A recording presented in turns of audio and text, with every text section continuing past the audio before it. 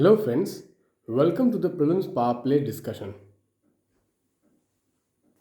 Let us begin the discussion of 1st of September Prelims Power Play. Guys, as I have told you, these Prelims Power Play I frame based on current events which are very important for the Prelims Examination 2023. I not only solve these questions, I also explain you the concepts behind these questions. So let us begin with the first question.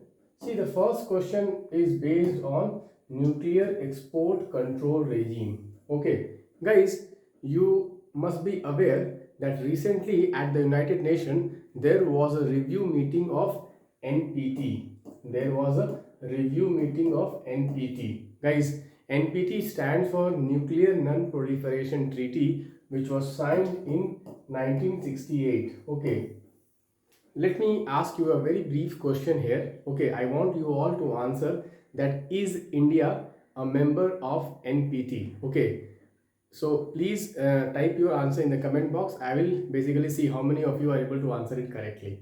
Okay, and if India is not a part of it, then which other countries are also not part of the NPT? Okay, so let us try to read the question. Consider the following nuclear export regimes. So first one is Australian group, second one is Missile Technology Control Regime MTCR, third one is Wassenaar Arrangement, and fourth one is NSG, basically which is Nuclear Suppliers Group. NSG stands for Nuclear Supplier Group. Okay, Supplier Group. Okay, so guys, we know that India is not part of NSG because of the concerns raised by China. Okay, because of China, India is still not part of NSG. However, India is part of Australia group. India is also part of MTCR, and India is also part of Wassenaar arrangement. Okay, just 2 years back only India became part of these three control regimes. Okay, guys, so India still is trying hard to become part of NSG. Once India become a part of NSG, then India will have easy access to nuclear technology, which will help us to basically use nuclear technology for our energy security. Okay, so the answer will be basically here. Answer will be only 3 because India is not part of NSG. Okay, let us read the second question. The second question is arrange the following core sectors in increasing order of their weightage, okay, in the index. Okay, guys, recently, okay, there was a news item in the newspaper that core index, okay, about the core sectors, performance of core sectors. Okay, so in that context we will try to understand, okay, that in the core sector, okay, there are basically 8 industries mentioned, and what is the question is saying, what is the relative weightage in increasing order. So guys, here it is very difficult to remember all 8. It is very difficult to remember all 8. So any kind of such kind of data, okay, how to remember is, so what you remember is you remember the highest one and you remember the lowest one. So if you see in the core sector, the highest one, okay, is refinery. The highest one is refinery. It is somewhere around 28%, okay, weightage, and the lowest one is fertilizer. Lowest one is fertilizer. I think it is around, I think 2%. It's around 2%. Around 2%. After refinery, it is basically electricity. Okay, electricity is around 20%. Okay, after electricity, I think it is, okay, I think it is steel. Okay, after electricity, I think it is steel. Steel is around somewhere around 17%.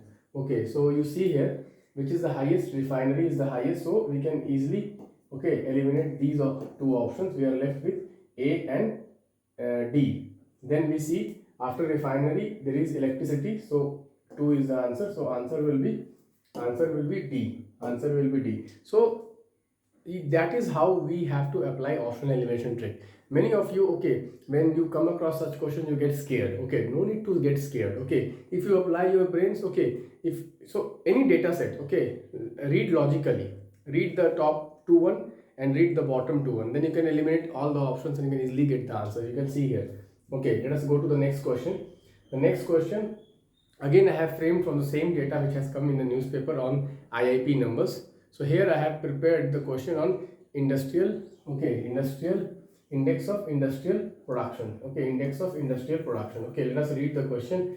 Index of industrial production is published by the Office of economic advisor. Guys, this is prepared by whom? Okay, this is prepared by NSO. This is prepared by NSO. Okay, so obviously this is incorrect. Guys, here you can apply optional elimination trick also. Generally, I have told you, UPSC, whenever it will frame any sentence which includes any organization, generally those statements are incorrect. Next, 2014-15 is the current base year of IIP. Guys, it is not the 2014-15, rather than it is 2011-12. It is rather than 2011-12, which is the base year of IIP. Base year is very important. Here, I would like to ask you a simple question. What is base effect? Okay, what is base effect? Okay, base effect. Because today in newspaper, there was a term that base effect. That base effect is now like not active, because in the last IIP numbers base effect was active, but in this IIP number base effect is not that active. So what is base effect? Okay, let me see how many of you are able to answer. This was a question in the UPSC prelims examination few years back. Okay, so second statement is also incorrect. The third statement is there is a lag of 4 weeks in publication of the IIP after the reference month end. Guys, we all know that IIP is published, okay, every month. IIP is published every month. Okay, this is very important. IIP is published every month. Okay, so this can also be a question in the prelims exam. IIP is published when? So generally IIP is published with the lag of 6 weeks. Lag of 6 weeks. Okay, lag of 6 weeks. So we can easily eliminate this. Also is incorrect. Guys, one more thing I would like to tell you, here also you can apply optional elimination. Generally factual stuff in exam is incorrect. Okay, so here, because it is playing with facts, 4 weeks, 5 weeks, 6 weeks, so generally those type of statements are incorrect generally. But you should obviously, this basic concepts you should be knowing. If you have read the economy properly, you should be knowing it. Okay, so the answer will be basically 1, 2 and 3. 1, 2 and 3 all are incorrect. Here you see incorrect is being asked. Okay, now see, consider the following statement with respect to quarterly periodic labor survey. Guys, recently there was a news item that unemployment levels at the urban India, in the urban India is very high. Okay, unemployment level in the urban India. So in that context, there was a data by PLFS. Okay, so periodic labor force survey. Okay, periodic labor force survey. Guys, so let us read the question. It is released by the Labor Bureau, Ministry of Labor and Employment. Guys, it is again incorrect. Again option elimination. It is basically released by NSO. It is again released by NSO. So this statement is incorrect. Okay, it provides unemployment data only for urban area. Guys, NSO publishes one annual data. So annual data, unemployment data, basically it publishes both, basically for the urban India and for the rural India. But for the quarterly survey, it only publishes for the urban India. So the second statement is correct. Second statement is correct. So answer will be basically B. Okay, let us read the last question. So last question, recently there was a judgment by a court on NDPS Act. One man was arrested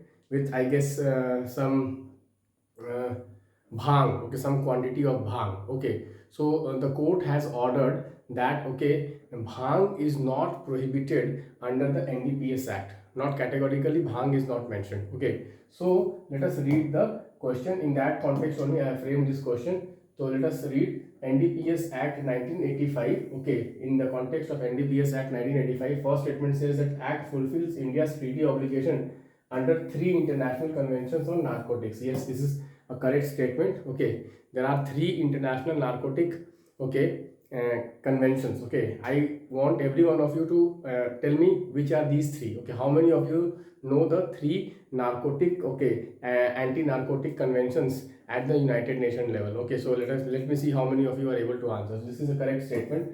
Okay, this is a correct statement. Next, you see, the provision of the act can be enforced by only central agencies. So here you see only word is there, which is an extreme word. Okay, which is an extreme word. So NDPS Act, okay, even the state agencies can also act on NDPS Act. Okay, so this is, again, you can eliminate this. Third statement says that NDPS Act banned production, sale and use of cannabis in all forms. No, all forms, you see here, again, you see here, all forms, you see, again, here is an extreme word. So cannabis in all forms are not basically prohibited. Like for example, I told you, okay, and that bhang is allowed Okay, similarly, there are also cannabis is allowed for basically research purposes. In horticulture also it is allowed. Okay, in medicine it is allowed. So obviously in all forms it is not. Basically, this is incorrect statement. This is incorrect statement. This is also incorrect statement. So you see these two statements are what extreme statements. In UPSC, I have told you generally extreme statements are incorrect. So answer will be what? Answer will be one only. Answer will be one only. Let us see. Okay, how much marks we have got? Let us see how much marks we have got. So I have got 5 out of 5. How much marks you have got, guys?